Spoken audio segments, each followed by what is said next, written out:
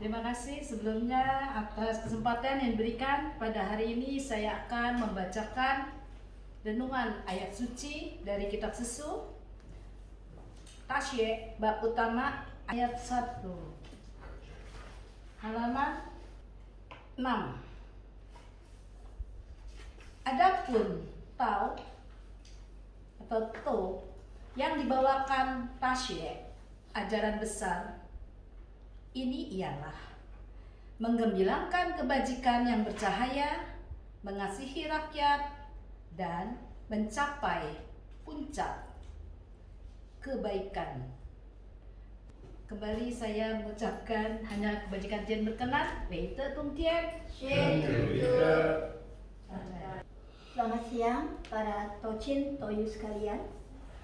Pada rohaniwan kita, Xiaosun, Kaesun, puji syukur kita panjatkan bersama pada hari ini kita semua dapat kembali berkumpul di Litang Suci Makin Karjaya.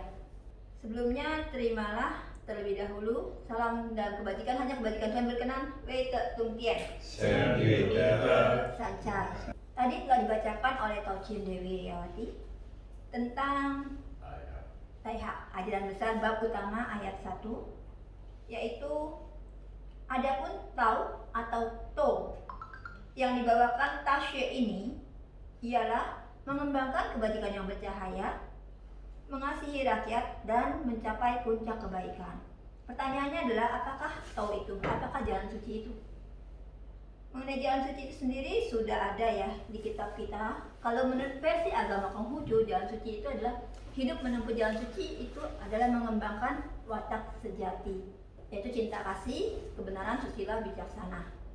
Nah, ketika kita berjalan mengembangkan watak sejati dalam keseharian hidup kita, misalnya contoh-contohnya yang sederhana, kalau cinta kasih itu memaafkan, empati, ya memaafkan bisa, empati, simpati, itu contoh cinta kasih. Kalau kebenaran, apa sih yang dimaksud kebenaran? Kebenaran sejati. Kadang ada, menurut lingkungan kita ini benar loh, tapi hati kita mengatakan tidak, jangan lakukan itu kurang benar. Nah, di situ hati kita, watak sejati kita bicara. Kebenaran dari watak sejati kita, kebenaran sejati itu bicara, menyuarakan hati nurani kita. Ini boleh kita ikuti, walaupun konsekuensinya jelas. Konsekuensinya apa? Kalau kita tidak mengikuti kebenaran umum, tapi mengikuti kebenaran hati kita, kebenaran watak sejati kita. Konsekuensinya mungkin kita akan dikucilkan oleh lingkungan kita karena tidak sesuai dengan mereka. Namun itu bernilai, berharga. Saat itu kita dikucilkan, tetap kita teguh menjalankan ya watak sejati kita kembangkan. Kebenaran yang kecil-kecil kita jalan. Kan perjalanan jauh kata Nabi dimulai dari satu langkah awal ya. Jarak jauh yang kita tempuh saat ini itu dimulai dari satu langkah awal. Ketika kita mau datang ke sini dari rumah, pasti ada satu langkah awal dulu. Kalau nggak ada langkah awal, kita nggak akan sampai di sini. Setuju ya?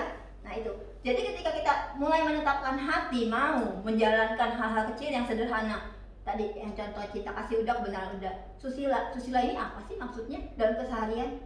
Ya bagaimana kita dalam keluarga sebagai ayah mengayomi, mengasihi anak-anaknya, istrinya, sebagai suami istrinya gitu ya. Sebagai anak menghormati orang tuanya, berbakti sama orang tua. Adik menghormati kakak, kakak menyayangi adik.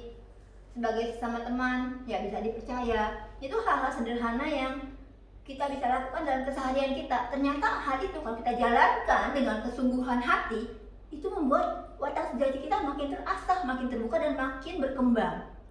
Menarik bukan ajaran Nabi ini? Itu 3. Lalu yang keempat, bijaksananya. Kapan bijaksana ini ada? Kalau kita belajar kebijaksanaan itu seumur hidup Pak ya, nggak berhenti-berhenti. Namun ternyata ajaibnya lagi, ketika kita mau menjalankan tadi dalam keseharian, cinta kasih, kebenaran susila itu, otomatis wawasan kita bertambah. Hati kita bertambah lapang, kita menerima dengan keterbukaan hati, masukan, kritikan, apapun itu saran untuk membangun. Kalau sarannya menjatuhkan gimana? Ya nggak apa-apa, terima kasih juga. Kita dapat lapangan berlatih, dapat sparring partner gitu. Teman yang berlatih untuk benar nggak kamu ikhlas? Benar nggak kamu bisa memaafkan? Mengembangkan cinta kasih kamu? Kalau nggak ada sparring partnernya, kita di teori aja. Teori adalah teori kalau tidak dipraktekkan. Tapi ketika kita praktek banget sih. Misalnya, oh iya ya, kesempatan nih sama Tikong dikasih untuk melatih memaafkan sia-sia Tikong gitu. Itu udah berkembang lagi watak sejati kita. Malah jadinya akhirnya maafkan apa ya? Aku nggak belum maafkan kamu. Loh, kok gitu? Kejam banget. Nggak kejam kok, karena kamu nggak salah sama aku, itu wajar kok. Kalau kamu merasa salah, kamu segera perbaiki ya. Jadi kesalahan bukan kesalahan jika langsung diperbaiki. Itulah indahnya gitu ya ajaran Nabi kita ya. Jadi sudah ya, tadi 4 watak sejati udah terbahas semua nih. Cinta, kasih, kebenaran, susila, bijaksana. Orang bisa ngomong gitu karena kebijaksanaannya udah timbul gitu. Itu adalah karena perjalanan ini bertahap. Nanti buahnya apa kalau watak sejati makin berkembang? Yaitu sin. Maka yang wuku sangat apa ya, jin gile sin ya di ajaran kita dapat dipercaya. Ini dapat dipercaya, ini buah dari watak sejati kita yang semakin kita kembangkan, akhirnya kita dapat dipercaya.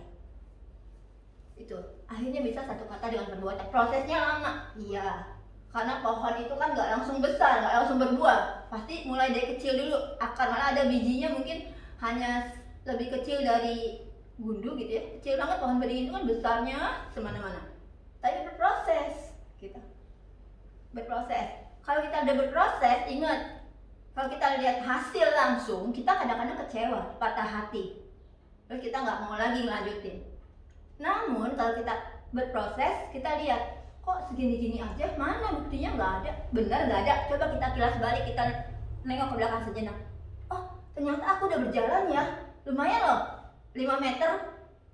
Kalau aku nggak berproses kan aku belum jalan sama sekali, masih di tempat. Itu namanya berprogres. Lihat progresnya. Ketika kita mau melihat progres dari perjalanan kita akan lebih bersemangat untuk tetap menjalani, punya keyakinan, punya iman.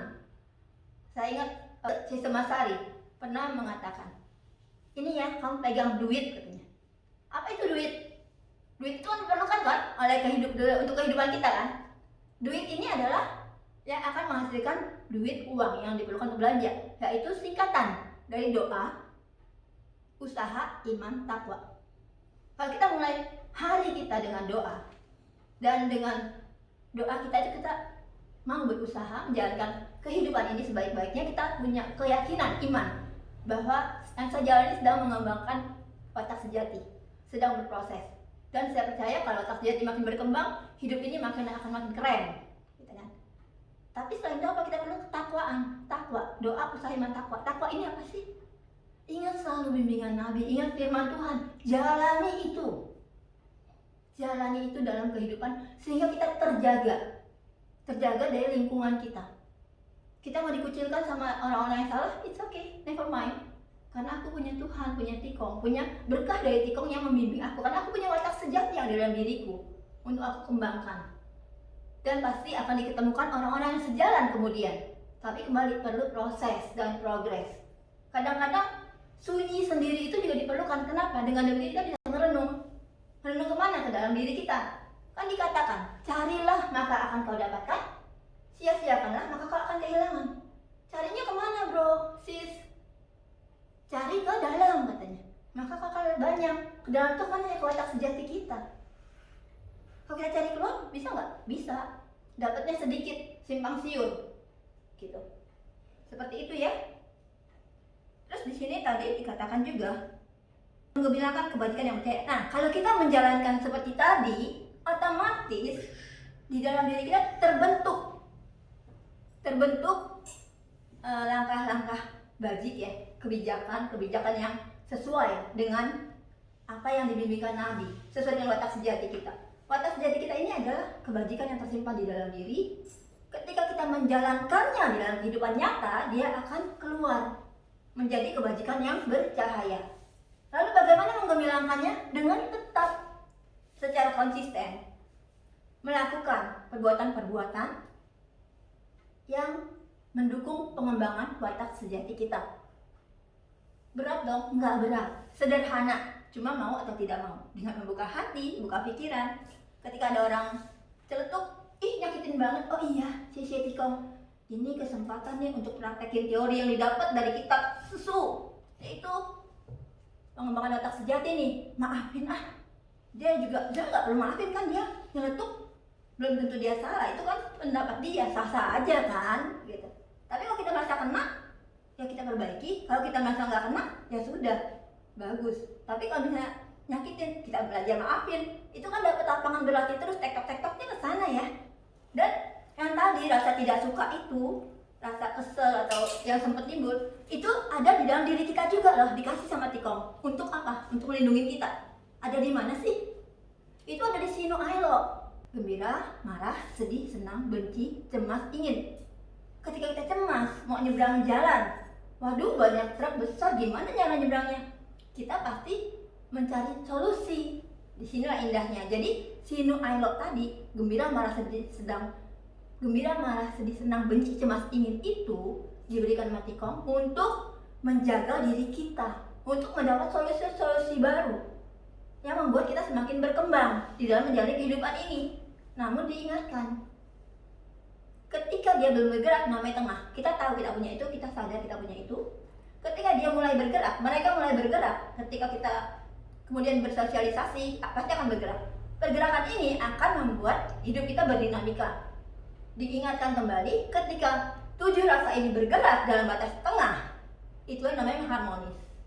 Dan dikatakan juga, di dalam keharmonisan, berlaksa benda bertumbuh di dalamnya. Seperti itu. Nah, mengasihi rakyat, cara mengasihi rakyat, otomatis ya ketika cinta kasih kita berkembang,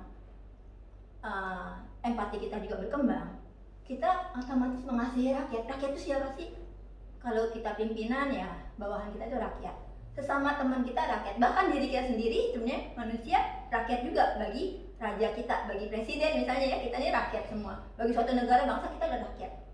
Jadi ketika kita sudah bisa mengembangkan watak sejati, secara otomatis kita bisa mengasihi sesama kita, mengasihi rakyat. Tadi katakan juga satu lagi, mencapai puncak kebaikan. Apa sih puncak kebaikan? Apa kebaikan ada puncaknya? Di sini yang saya dapatkan maksudnya adalah apa? Ketika kita mau menjalankan jalan suci tadi, yaitu mau mengembangkan watak sejati kita akan mendapatkan kebaikan-kebaikan di dalam kehidupan kita. Kita tahu kok, rasanya nyaman, tenang, enak banget. Itulah kebaikan yang kita dapatkan. Berhenti pada puncak kebaikan bukan berarti, oh aku sudah di puncaknya nih, aku diem, stop, nggak mau bikin lagi. Enggak, bukan seperti itu. Tapi ketika kita menyadari, wah ternyata enak ya mengembangkan watak sejati itu, membuat hatiku tenang, tentram, damai, dan aku lebih produktif, lebih kreatif, tanpa ngikut kiri kanan gitu ya. Aku bisa tegak dengan membuat orang lain tegak, asik banget kan? Itu tuh kebaikan-kebaikan yang kita selalu jalani. Dan dibilang kalau sudah mendapat kebaikan, di dekat rat-rat selalu takut kehilangan pula.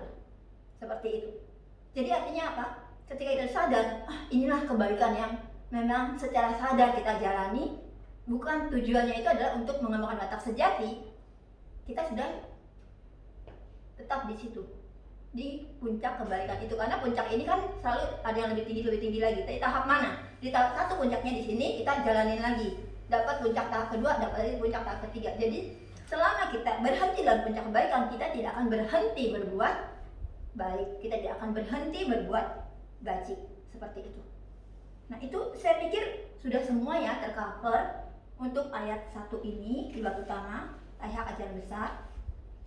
Demikian saya tutup uraian saat ini. Terima kasih atas kebersamaan kita di siang hari yang cerah ini. Terimalah kembali salam dan kebajikan, hanya kebajikan Tuhan berkenan. Wei ke Tung Tian. Saya Yurita Santai. Santai.